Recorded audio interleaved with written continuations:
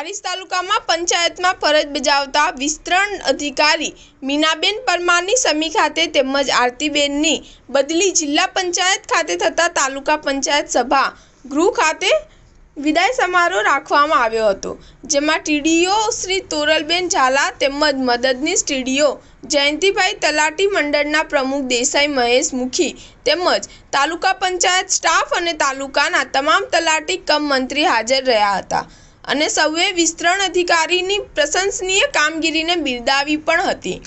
અધિકારીઓ તેમજ તલાટી કમ મંત્રીઓ દ્વારા વિવિધ ભેટ સોગાદો તેમજ સન્માનપત્ર મોમેન્ટ આપીને બંનેને વિસ્તરણ અધિકારીઓને સન્માનિત કરી માનભર વિદાય આપી હતી।